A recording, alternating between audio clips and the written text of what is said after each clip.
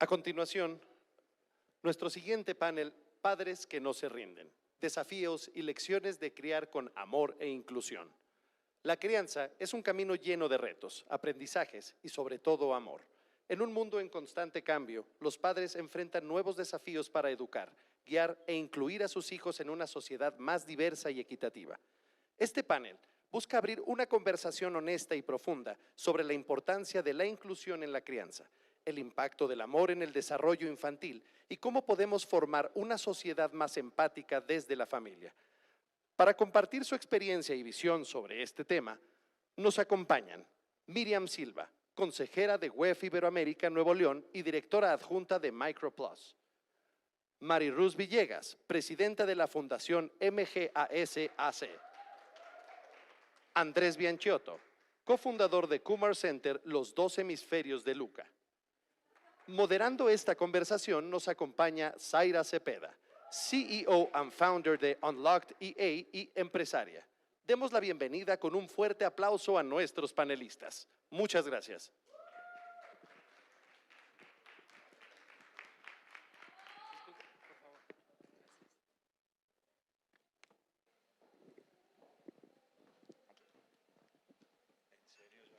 Sí, claro.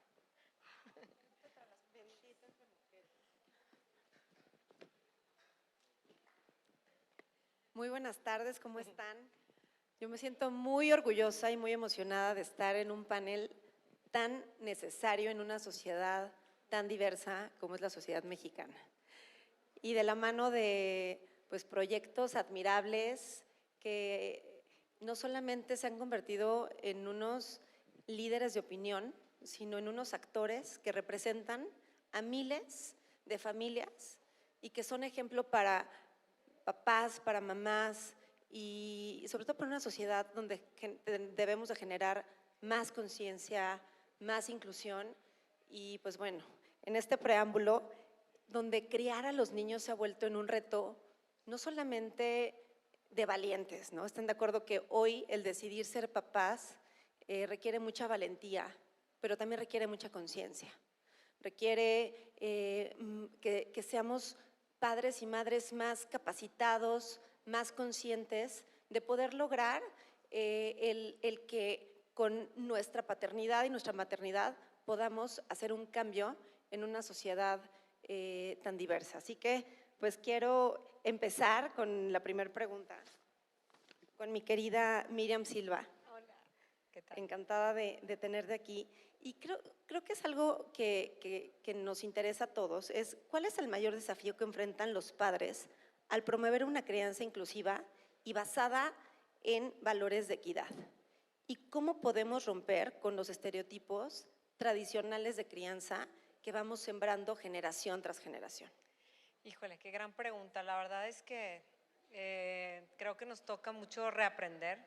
En mi caso, bueno, yo tengo una hija que tiene discapacidad, tiene parálisis cerebral, ya tiene 27 años, la tuve muy chica y creo que eso también fue todo un reto para mí, pero también lo tomo como una ventaja porque hasta cierto punto fui algo ingenua y fui muy aventada, o sea, me daban, ahora sí que no descansé hasta que me dieran un diagnóstico, el diagnóstico no fue inmediato. Justo ahorita estábamos platicando que el día que me dieron un diagnóstico respiré porque ya sabía un poco, bueno, va a haber un camino, ¿no? Y recuerdo que el neurólogo me dijo, mira, Miriam, va a ser un camino difícil, pero la buena noticia es que no va a estar peor. Y yo, ok. Yo recuerdo mucho, siempre a mis 18 años, el apoyo de mi mamá y de mi abuela, que en paz descanse, que ya estuvieron de la mano conmigo. Entonces, ese fue el gran ejemplo de inclusión. Primero, pues ver a mi mamá que me apoyó, que más allá de juzgarme me apoyó. Sí me tocó, digo, yo soy de Monterrey y bueno, deja de ser una ciudad más pequeña y bueno, hace 27 años me tocó escuchar de tías de que bueno, es que Melissa nació así porque fue fruto del pecado, bueno, cada cosa así que creo que me forjó, ¿no?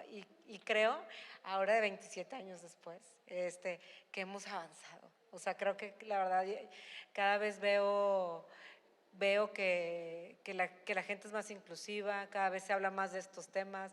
Estamos viendo una película que justo le decía a Bárbara, mi hijo la vio 5 veces, o sea, le encantó. Entonces, qué padre poder hablar de esto, pero sí, el tema de inclusión es todo un camino, ¿no?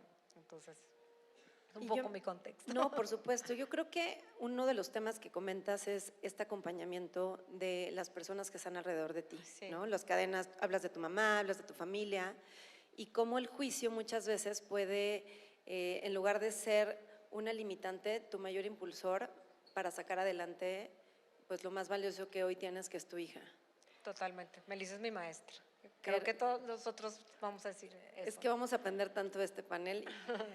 Y yo estoy muy emocionada, Andrés, de haber visto tu personaje en los 2 hemisferios de Luca. Y hoy tenerte aquí. ¡Bravo!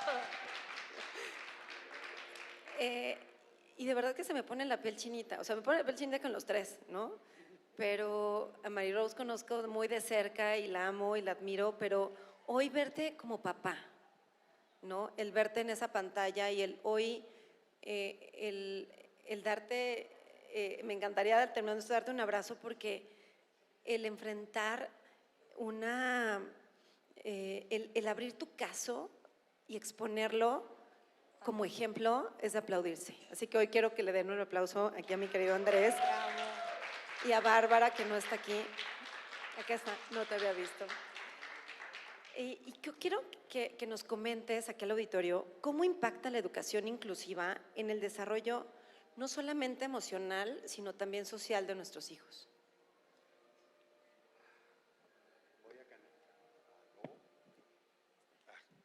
Gracias. No me quieren dejar hablar entre mujeres. Voy a canalizar a alguien que creo que fue Gandhi cuando le preguntaron sobre la civilización occidental y dijo que sería una buena idea.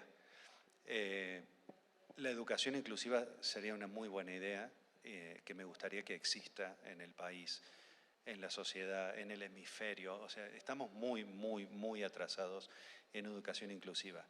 Desde el punto de vista, y lo que comentaba Miriam, desde la familia, desde las expresiones que recibimos cuando se refieren a nuestros niños, cuando se refieren a condiciones que impactan de una manera muy definitiva en la vida. En nuestra experiencia y chocándonos contra sistemas educativos y chocándonos contra pequeñas comunidades educativas, lo que yo obtengo de haberme enfrentado a ese mundo es confiar más en los niños que en los adultos.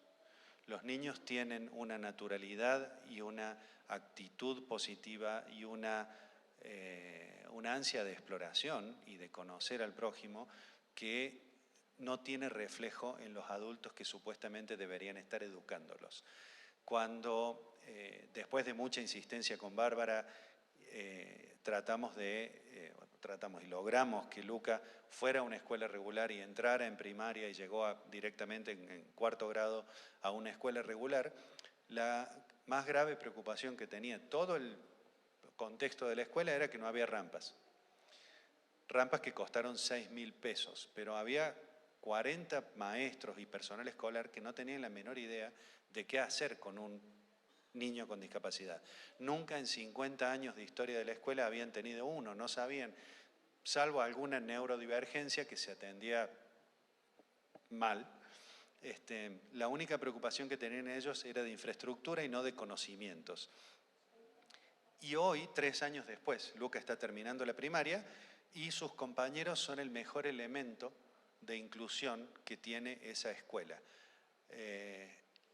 Y estoy hablando de la mejor escuela que encontramos sobre la faz de la tierra para esta situación. O sea, hay otras mucho peores. Hay otras que nos dijeron y que están plasmadas en el libro de Bárbara, que eran muy inclusivos porque aceptaban negritos, porque están en una zona de embajada. Entonces vienen los negros y nos dejan los niños. El Colegio Ciudad de México. Hay salvajes liderando emprendimientos educativos en México. Entonces, la educación inclusiva ayudaría un montón si estuviera y nos gustaría que a través de nuestra presión, nuestros conocimientos, nuestra experiencia y este auge que estamos viviendo en medios, en algún momento pudiéramos vivir un mundo con mejor educación inclusiva para este país que la necesita tanto, porque la discapacidad impacta a un porcentaje altísimo de la población. Híjole, creo que la frase que describiría tu participación es confiar más en los niños que en los adultos, ¿no? Y creo que por lo menos yo tengo 2 niños y cada día me enseñan el cómo dirigirte, el cómo respetar a los demás, el cómo no juzgar, y ese es un gran aprendizaje que se tiene que permear en la sociedad, y qué mejor de la mano de, pues también de luchadores sociales como en este caso mi querida Bárbara y tú. Hay que escuchar mucho a los niños antes que venga un adulto y los eduque. Y pues bueno, mi querida Mary Rose, que has hecho una labor excepcional, no solamente con tu causa, con MGAS, desde tu vida propia con tu pequeña, sino pues has hecho una gran labor con empresas, ¿no? Una gran labor de conciencia, de ser la voz de muchas mamás que son las que están siendo responsables de la crianza de sus pequeñas, las cuidadoras primarias. Y me encantaría que me dijeras qué rol juegan las empresas, las organizaciones en apoyar a los padres en esta crianza con inclusión. Pues, a ver, lo primero que yo quisiera hacer es quitarle lo romántico al hecho de tener un hijo o una hija con una discapacidad. No es divertido, no es fácil, te genera un estrés y unas horas extras de trabajo que están lejos de ser estos ángeles que nos pintan y que nosotras y nosotros somos superhéroes o superheroínas, grandes guerreras, ¿no? Dios les da su batalla, no sé quiénes, y ay, odioso todo eso que nos dicen. Es complicado, es cansado.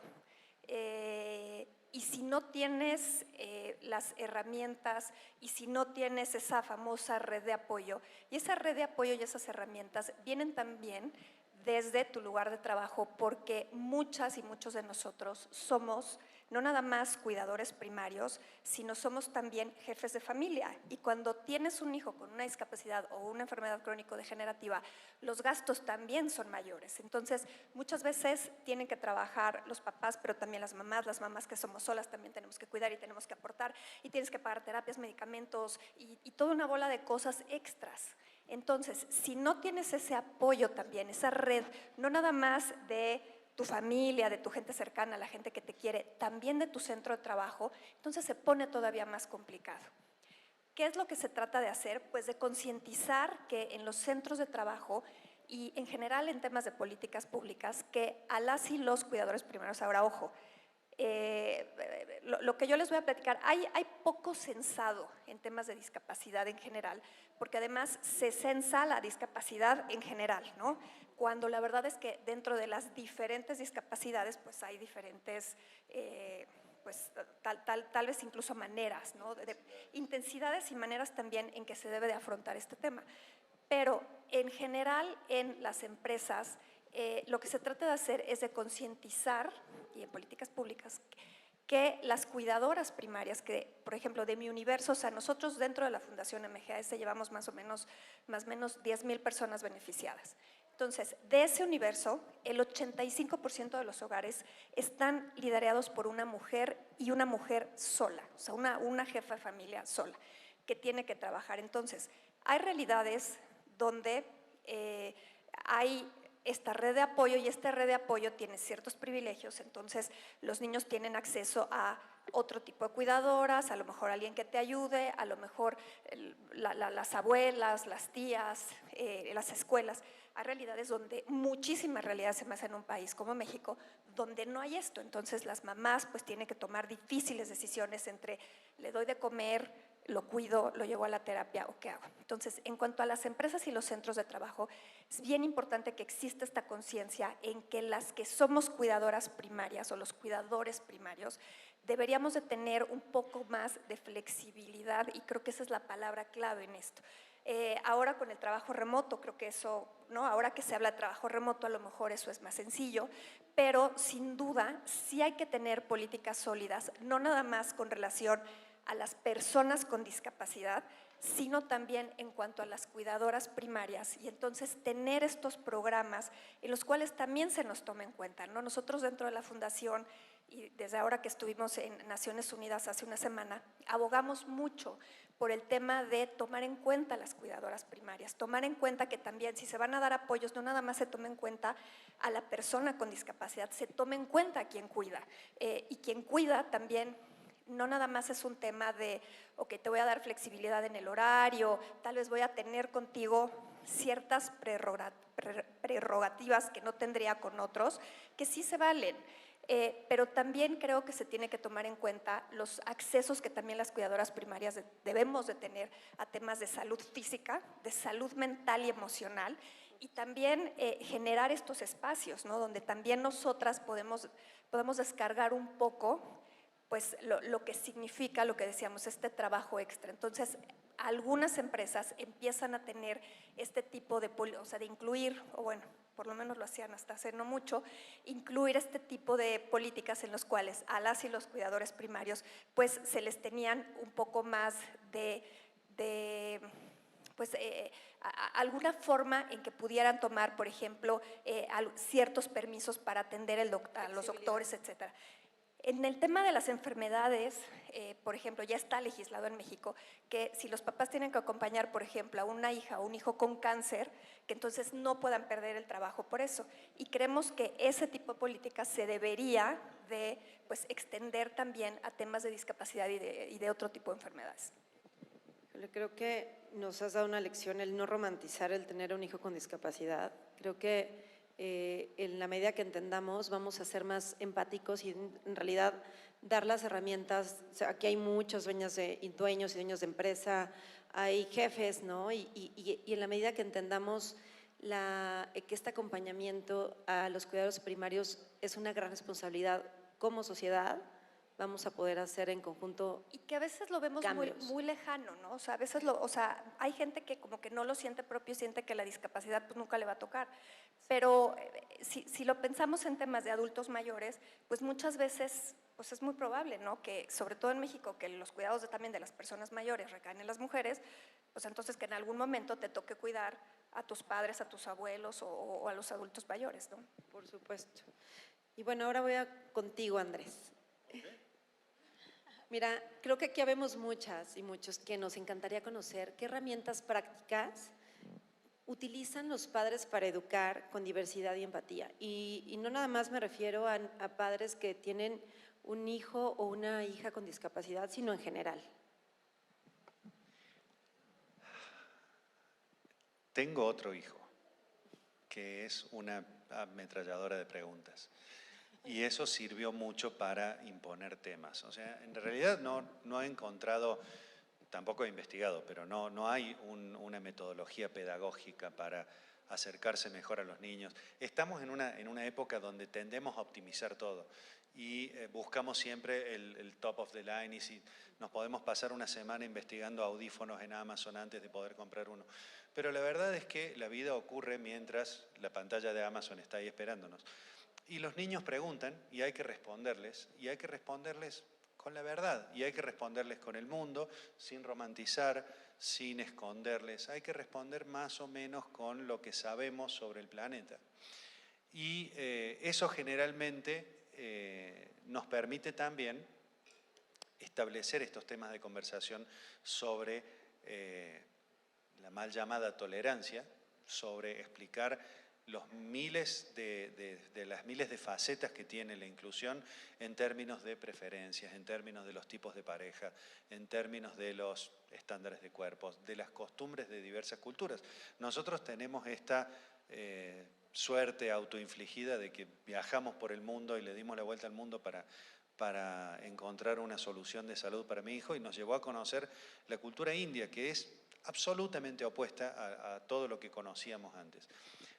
Hasta en términos de los matrimonios arreglados y la participación mucho más exhaustiva de la religión en la vida diaria, mucho más que en Latinoamérica judeocristiana.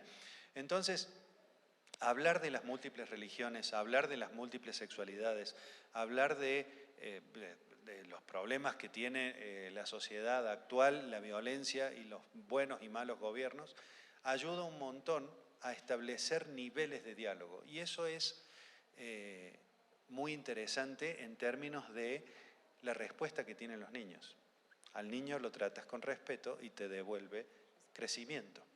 Entonces, para mí ha sido muy importante mantener diálogos crudos, tratando de no ocultarles y no sobreendulzarles cosas. Tampoco hablaba de la reforma judicial a los 3 años, pero hemos hablado de la función del Poder Judicial mientras los llevaba a kinder, porque me preguntaban, porque había campaña electoral, entonces había fotos de políticos, entonces me preguntaban qué hacía un presidente y qué hacía un gobernador, y por qué teníamos 2 y con uno bastaba. Y yo me pregunto lo mismo, entonces también ellos me educan a mí. No sé si hay una didáctica particular para la inclusión o para la educación más inclusiva. Hay mecanismos que vamos descubriendo tropezando como novatos todos los santos días. Definitivamente el no subestimar la inteligencia y el juicio de los pequeños, ¿no? A veces los queremos proteger y no queremos mantenerlos en una burbuja sin saber que ellos entienden más y tienen muchísimo más respuestas y más preguntas que nos hacen más conscientes. Eso me queda clarísimo. La capacidad de enlazar cosas que tienen es asombrosa y esa creatividad se atrofia un poco en la medida que le vamos poniendo límites y le establecemos la forma de la casita. Sí. Muchísimas gracias. Mi querida Miriam, híjole, el tener una hija de 27 años, uno pensaría que es tu hermana, está súper joven. ¿Y cómo has logrado equilibrar esta disciplina con amor y un respeto en la crianza de tus hijos? No sé si tengas más hijos, cuéntame un poquito de este contexto. Un chiquito que va a cumplir 9 años. Pues mira, ¿qué te puedo decir? La verdad es que cuando nació Melissa, mi mundo explotó. Todo lo que a lo mejor había soñado, pues se derrumbó en un momento, pero luego creo que también, como te decía Zaira, esa ingenuidad de 18 años dijo, tengo que salir adelante, ¿no? Y creo que tuve la madurez dentro de mi inmadurez de dedicarme los primeros 3 años de Melissa de lleno a su, igual que Luca, Melissa tenía una sonda, una gastrostomía para comer, convulsionaba, o sea, eran retos, o sea, todos los días era, ni siquiera estaba estresada, o sea, como que cada día era encontrar una batalla y tratarla de pasar. Por eso te agradezco, Bárbara, que hayas, yo sé que ahorita es mucho exposure, pero hablas por muchas de nosotras y la verdad es que como bien lo dicen, y también toda mi admiración, porque también les decía, en las terapias me tocaba ver cómo pues éramos puras mujeres, eran muy poquitos los hombres, entonces qué admiración, y la verdad yo quisiera reconocer el gran apoyo que le has dado a tu familia, la verdad es un privilegio. Yo lo tuve en ese momento por parte de mi papá y mi mamá, y luego creo que también la vida recompensa a las guerreras. Y después tengo 12 años que me casé con el amor de mi vida y tengo un hijo que va a cumplir 9 años. Entonces, pues la verdad es que la he malavariado, o sea, la he sufrido con Melissa, pero también con Juanito, que tiene 8, que va a cumplir 9 años, que me hace preguntas, que me dice, y yo decía, esto va a estar bien fácil, y ahora también es un estrés. Entonces yo creo que ya como dices tú, es un reto ser padres, pero tener un hijo con discapacidad es una hoja en blanco, es todos los días. Alguna vez escuché una entrevista de ustedes dos, justamente Bárbara y tú, y decía, es que todos los días tienes de repente una batalla dentro de tu casa y sales y luego tienes otra batalla de a lo mejor alguien que te dice, ay, pobrecita, está retrasadita, oye, ¿y cómo va a pasar cuando? Y que en ese momento no estás de humor y tienes ganas pues de contestar y te contienes. Luego ya creo que con la madurez he dicho, bueno, la gente no es mala. Entonces, ay, no sé si divagué demasiado, pero es que es de todos los días, o sea, batallo tanto. Créeme que ahorita, Melissa, la veo, ella le encanta correr, ya quisiera yo tener su condición física porque logró caminar, ella ahorita sus retos son más desde el punto de vista cognitivo, pero también Juan Emilio veo y digo, vi la serie de Adolescents que te decía y decía, híjole, también tengo otro reto, entonces pero, No, pero por qué bueno supuesto que no has divagado. Creo que al contrario, desde tu experiencia, desde lo que vives, desde tus luchas diarias, desde el encontrar todos los días un reto, si como seres humanos todos los días es un reto levantarnos, no puedo imaginarme, y gracias por compartirlo, Claro. el estar y que una vida dependa de ti y que esta vida es al 1000%. Sí. Porque tú como padre de familia puedes darte la tarea de decir, seguramente cuando mi hijo tenga 18 años, cuando tenga 20, va a salir por sí mismo, pero cuando tienes, porque tengo amigos y amigas que tienen hijos con discapacidad y dicen, va a depender siempre de mí. Sí. Así que lo que hoy que nos compartes es oro para cada uno de nosotras. Pero, ¿sabes? Nada más que quisiera agregar, y yo creo que van a coincidir conmigo, que también te dan alegrías. O sea, por ejemplo, en mi caso, la primera vez que Melissa sonrió, para mí fue como si se hubiera graduado de Harvard. Digo, nunca he graduado a nadie de Harvard, pero me lo imagino. O cuando logró dar sus brazos, cuando logras que un año deje de convulsionar. Son esas batallas que te hacen ser vivo, y por eso creo que sí somos guerreras, María Rose. Aunque no nos gusta, sí nos podemos decir nosotras que sí somos unas guerreras, y por eso sí le echamos tantas ganas. Claro. Y dentro de nuestras trincheras también estamos en un lugar de privilegio, y por eso desde que te conocí te dije que te admiraba, ¿no? Porque poner una fundación, yo soy benefactora, por ejemplo, en la Universidad de Monterrey, que hay un programa de inclusión muy serio, y lo hago porque digo, tengo el privilegio de poder haber acabado una carrera, de trabajar, y dentro de este batalla que tenemos día con día, hay gente que no tiene dinero para sacar, que dejan a sus hijos amarrados porque no tienen quien los cuide. O sea, estamos en un privilegio, ¿no? Es que yo creo que como para poderle dar un sentido a esto que pasa, creo que más que cuestionarnos el por qué, o sea, por qué pasó esto, por qué nos pasó a nosotros, creo que hay que darle el sentido del para qué. Y entonces, cuando lo pones en servicio y en función de otras personas, toma una dimensión tan diferente y te ayuda a darle sentido a lo que te está pasando. Y creo que eso, por lo menos en mi caso, le ha dado una dimensión distinta, el para qué, y es ponerlo al servicio de los demás, ¿no? Y cada quien lo pone al servicio de los demás de diferente manera, ¿no? O sea, en el caso de Andrés, o sea, a través de contar una historia tan honesta, que nos refleja a muchos de nosotros ahí, o sea, creo que eso es ponerlo a función de mucha gente, que entonces se ve ahí reflejada, y ponerlo hacia los que nos entendemos, pero también hacia los que no nos entendían, y ponerlo en una plataforma tan potente como es un Netflix, y que todo el mundo lo ve, que te llegue a la casa, y que entonces mucha gente pueda ver ahí esa historia y pueda entendernos un poco mejor. Eso creo que es muy valioso, ¿no? En mi caso, el hacerlo a través de la Fundación MGAS, que ha sido un privilegio que ahí estará mi corazón siempre, y que pues tengo la verdad no sé, el honor tremendo de poderlo poner pues al servicio de muchas familias, y entonces darle este entendimiento en mi cabeza y en mi corazón del para qué, ¿no? Por supuesto. Y me gustaría, Andrés, tenemos esta última ronda de conclusiones, que nos compartieras. Tengo aquí yo una pregunta, pero más creo que yo te hacerte preguntas es ¿qué te gustaría compartir en un foro donde tienes la posibilidad de tocar a empresas, a sociedad civil, activistas? Desde tu perspectiva, ¿qué necesitas y qué se necesita como sociedad para seguir avanzando en un mundo más inclusivo? Qué hermosa carga esta.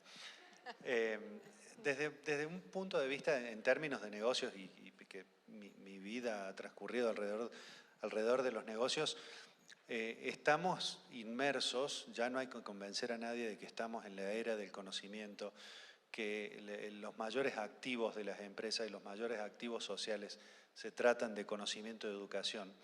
Hay que poner mucho cuidado en la educación, y hay que ponerle mucho cariño a la educación, y hay que traerla del pasado.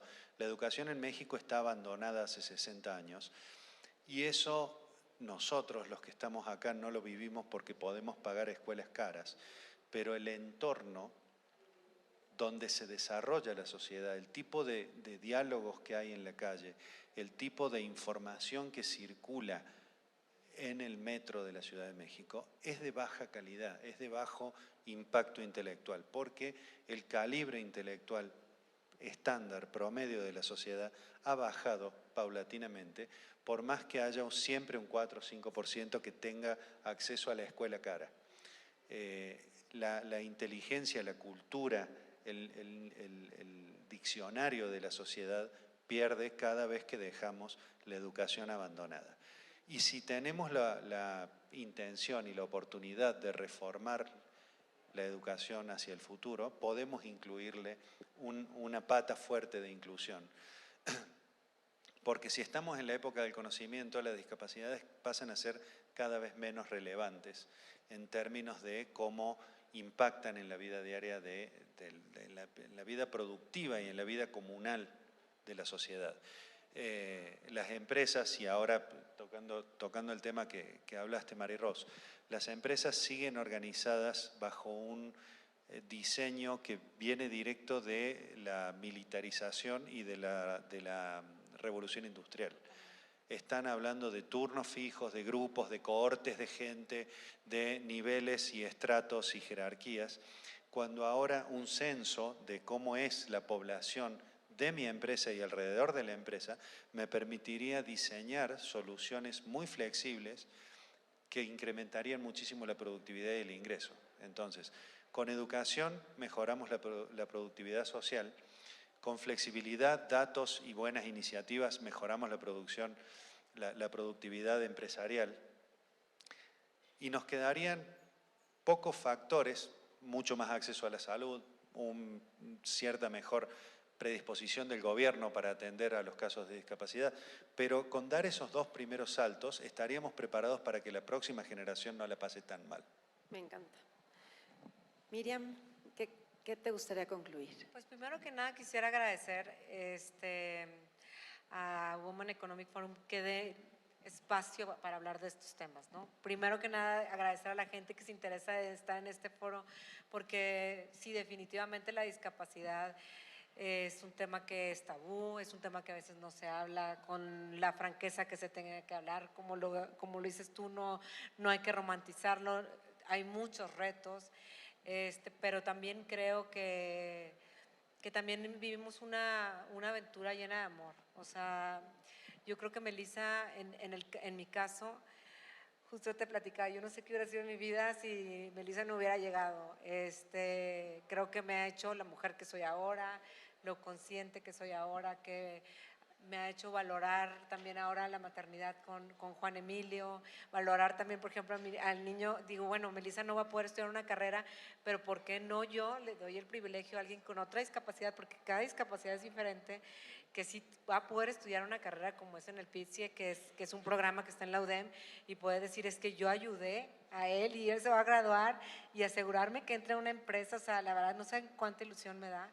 Entonces el hablarlo de esas, de decirles, miren lo que nos hacen feliz, a mí me está dando mucha felicidad el poder decir con mis medios, por la ayuda, por esa red de ayuda que tuve con mis padres, ahora con mi esposo, pues puedo becar yo a un niño con discapacidad, que estudie una carrera, y que ojalá una empresa de las que están aquí lo contraten, ¿no? Y ya veremos qué dice el destino con Melissa. Por lo pronto es una niña que sonríe, es una niña que le gusta correr, que le gusta bailar, que le encanta Chayanne, no sé por qué, pero… La entendemos No todas. está nada perdida, ¿eh? Sí, La le encanta entendemos Chayanne. todas. Y vivo día a día, cada día trato de vivirlo con mucha felicidad, y simplemente el hecho de estar aquí, para mí, estar con ustedes, para mí es mucha alegría. Entonces, Muchas felicidades. Marirós, Yo creo que para mí lo que yo las y los invitaría a las personas presentes y a quienes estén conectados vía web es a pensar en las acciones que cada quien lleva a cabo, porque no necesitamos ser héroes o heroínas para poder incluir. Creo que se puede hacer con acciones muy puntuales y con acciones incluso hasta pequeñas. Siempre pongo ejemplo, ¿no? Si conoces a alguna cuidadora primaria, acércate, apóyala, le puedes ayudar desde, y esto lo repito mucho, lo repito en en cada vez que puedo. Ayúdala, le puedes ir a hacer el súper, le puedes ir a hacer el mandado, le puedes ayudar a recoger a los otros hijos de la escuela, le puedes ayudar a hacer la maqueta de la tarea, le puedes ayudar a llevarlo del festejo de no sé qué, el disfraz de no sé cuánto. A las niñas y a los niños con discapacidad les puedes también ayudar invitándolos a tus fiestas infantiles, incluyéndolos. ¿Vas a hacer algunas adecuaciones? Sí, pero cuando tienes la voluntad, son adecuaciones muy chiquitas las que muchas veces hay que hacer. Entonces, la inclusión depende de cada una de nosotras, de cada uno de nosotros, y creo que se puede hacer y solamente se necesita voluntad. Entonces, yo quiero hacer esa invitación porque sí cada uno de nosotros somos factores de cambio. Entonces, si cada uno de nosotros se lo propone, sí puede hacer el cambio en la vida de otra persona. Pues me siento muy motivada y creo que vean, este aplauso vale más que muchos reconocimientos. Gracias por compartir, por abrir su corazón, por compartir las herramientas que les ha funcionado, su sentir, y creo que en la medida de que cada uno sí se lleve esta reflexión, hagan una lista de personas que hoy ustedes conocen y pueden ustedes marcar ese cambio con pequeñas acciones en la vida de otras personas, y las empresas, por supuesto, que estén viendo tomadores de decisiones en empresas. Creo que es momento que como corporativos abramos espacios y flexibilicemos políticas internas para poder seguir acompañando de una manera efectiva a estas cuidadoras y cuidadores primarios. Muchísimas gracias. Gracias. Pues vamos.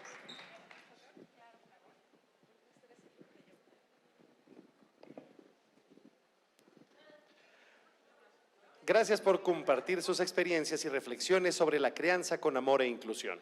Su testimonio nos recuerda que educar con empatía y valores es la clave para construir una sociedad más equitativa y consciente. Los invitamos a la toma de fotografía oficial y para recibir un obsequio de parte de Johnny Walker.